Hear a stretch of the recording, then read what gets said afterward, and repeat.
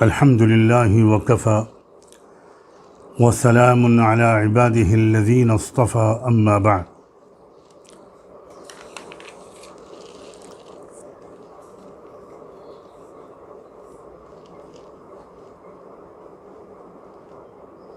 آج کے اس درس میں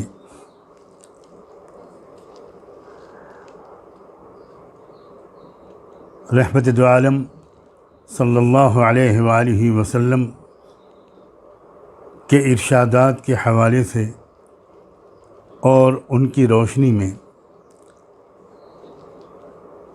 قیامت کی وہ علامات جو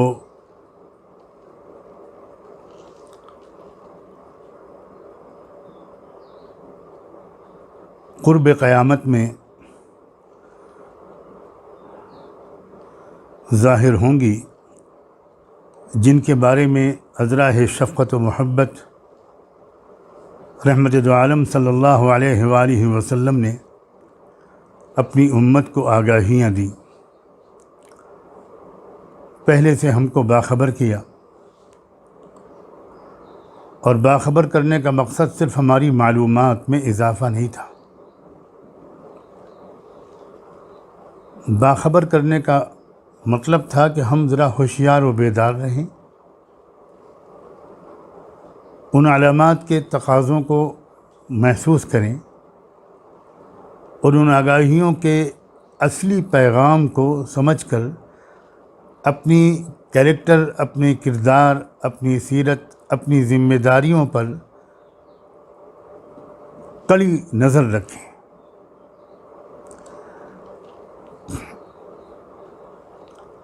براہ راست فتنہ دجال کی تشریح سے پہلے اور سورہ کہف کی تفسیر اور اس کی تشریح سے پہلے مناسب معلوم ہوتا ہے کہ ہم جس دور میں داخل ہو چکے ہیں اور جس دور کی طرف بڑی تیزی سے بڑھ رہے ہیں،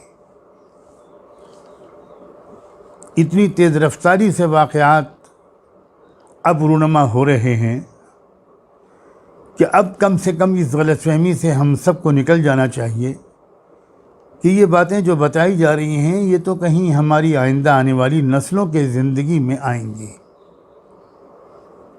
اس غلط فہمی سے اگر ہم نکل جائیں گے تو اس کا یہ اصل فائدہ یہ ہوگا کہ ہم اپنی زندگی اور کیریکٹر کے بارے میں زیادہ سیریس ہو جائیں گے، زیادہ واچفل ہو جائیں گے۔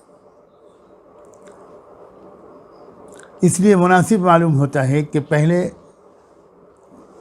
کچھ علامات کا ذکر کر دیا جائے، یا کچھ ایسے سائنس کا، ایسے واقعات کا، ایسی تبدیلیوں کا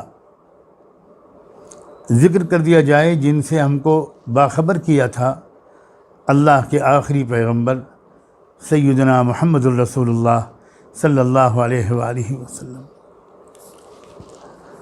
اور اگر میری یہ بات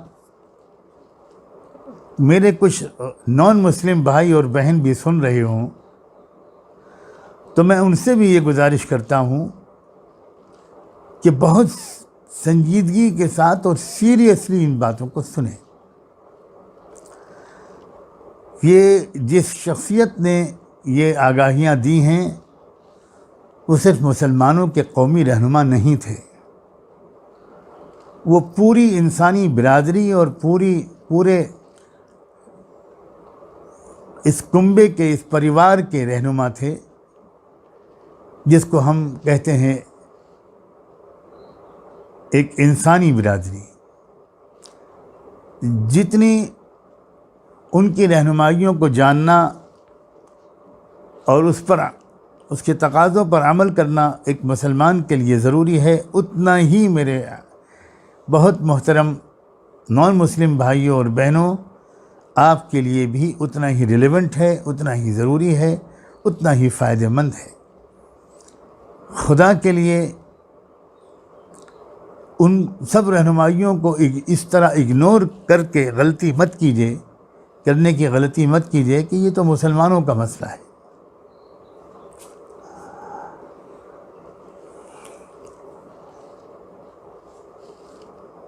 ایک حدیث سناتا ہوں آپ کو میں سب سے پہلے، جو صحیح بخاری میں جو اللہ کے رسول کی حدیثوں کی سب سے زیادہ اوتھینٹک کتاب ہے،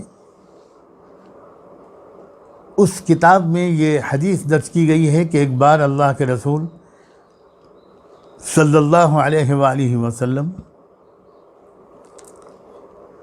ایک مجلس میں کچھ گفتگو کر رہے تھے، اتنے میں ایک شخص آیا، گاؤں دیہات کا رہنے والا، اور اس نے آتے ہی ایک سوال کیا اللہ کے رسول سے کہ قیامت کب آئے گی؟ اس وقت آپ نے جو جواب دیا وہ یہ تھا، اذا ضیعت الامانہ فانتظر الساعہ، جب وہ وقت آئے جائے کہ جب امانت ضائع کی جانے لگے گی تو اس وقت قیامت کا انتظار کرنا۔ اس نے مزید وضاحت طلب کرتے ہوئے پوچھا کہ یہ امانت کے ضائع ہونے کا کیا مطلب ہے؟ کیسے ضائع ہوگی یہ امانت؟ تو آپ نے فرمایا اذا وسد الامر الى غیر اہلہ فانتظر الساعہ، جب ذمہ داریاں نااہلوں کے سپرد کی جانے لگیں تو پھر انتظار کرنا قیامت کا۔ ہم لوگ اپنی اردو زبان میں جو امانت کا مفہوم سمجھتے ہیں وہ بہت ہی محدود ہے، لیکن قرآن و حدیث کی زبان میں امانت کہتے ہیں ہر بڑی ذمہ داری کو۔ تو اس حدیث میں جو اللہ کے رسول نے فرمایا اس میں ایک بات یہ بتائی کہ جب ذمہ داریاں ایسے لوگوں کے سپرد کی جانے لگیں جو اس کے اہل نہ ہوں تو سمجھ لینا کہ اب یہ آخری دور آ گیا۔ اب یہ ذمہ داریاں سرکاری بھی ہو سکتی ہیں، حکومتی بھی ہو سکتی ہیں، اداروں کی بھی ہو سکتی ہیں، دینی قیادت، مذہبی رہبری، اور ہمارے مسلم اصطلاح میں افتاء اور قضاء، یعنی مسائل بتانا، احکام بتانا، مقدمات کے فیصلے کرنا، اوقاف اور قومی امانتوں کا نگراں بننا، ان کا انتظام کرنا، اس طرح کی جتنی بھی ذمہ داریاں ہیں وہ دنیاوی ہوں یا دینی ہوں، جب وہ نااہلوں کے سپرد کی جانے لگیں تو یہ قرب قیامت کی ایک نشانی ہے۔ یعنی جب یہ رواج ہو جائے، اس کا مطلب کیا ہوا؟ اس کا مطلب میرے اور آپ کے لیے یہ ہوا کہ یہ غلطی ہم کو نہیں کرنی ہے، ہم کو بچنا ہے، اس سے ہم کو بہت واچفل رہنا ہے۔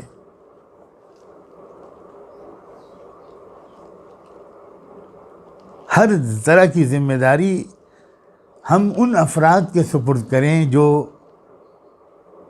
اس کے اہل ہوں۔ یہ ایک طرح سے مثبت پیغام ہے ہمارے لیے، ایک کلیئر ہدایت ہے۔ اتنے حصے، یعنی یہ تو ہم عمل کر ہی سکتے ہیں جہاں تک ہو سکے۔ اپنی ذاتی اور خاندانی مصلحتیں ہمیں اس پر آمادہ نہ کر دیں کہ ہم ذمہ داریوں کو نااہلوں کو سپرد کر دیں، یہ بہت اہم بات ہے۔ اور قرب قیامت کی علامات کے بارے میں جاننے کا شوق معلومات میں اضافے کے لیے اور ایک دلچسپ موضوع کو انجوائے کرنے کے لیے معاذ اللہ نہیں ہونا چاہیے۔ مجھے محسوس ہوتا ہے کہ یہ آج کل کا فیشن بنتا جا رہا ہے۔ اپنی اصلاح کے لیے اور اپنے کو بچانے کے لیے اس علم کو حاصل کرنا یہ مفید ہے، اور میں نے اسی لیے آج کی گفتگو میں اللہ کی توفیق سے یہ مناسب سمجھا کہ میں پہلے اپنے نفس کو اور سب سننے والوں اور سننے والیوں کو اس بات کی طرف متوجہ کر دوں کہ محض معلومات حاصل کرنے کے لیے اور عالمی حالات پر ایک نئے انداز سے تبصرہ کرنے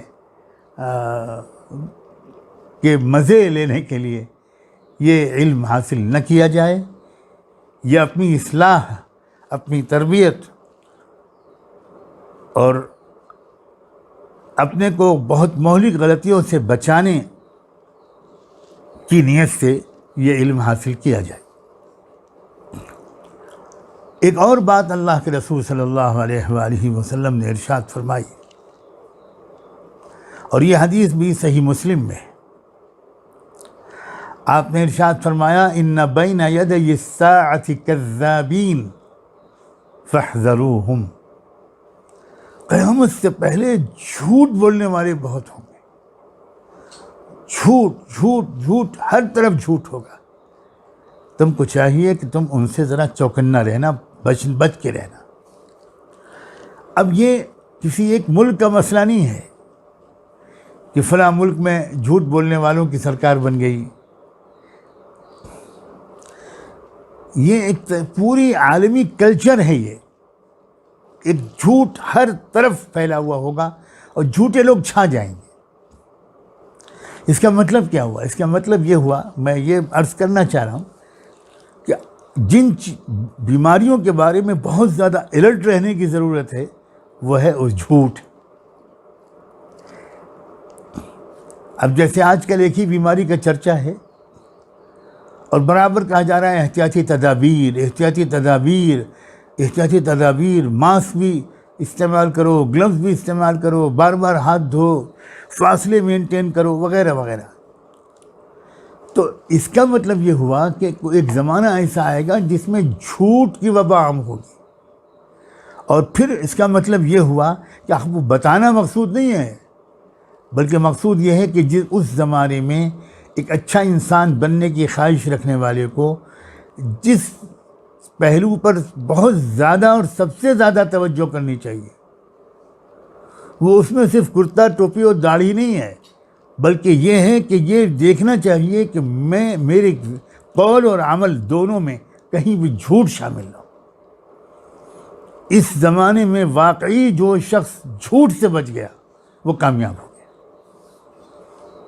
اس کا کردار صاف ہو جائے گا.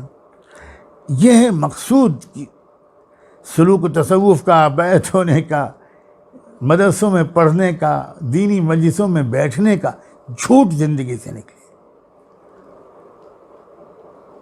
اور شاید یہ بات بالکل سچی ہے کہ جو انسان خود بالکل جھوٹ نہیں بولتا اس کے اندر جھوٹ کو پرکھنے کی صلاحیت بھی پیدا ہو جاتی. ایک روشنی اس کے دل و دماغ میں آتی ہے جس سے وہ جھوٹی بات اور سچی بات میں فرق کرنے لگتا ہے.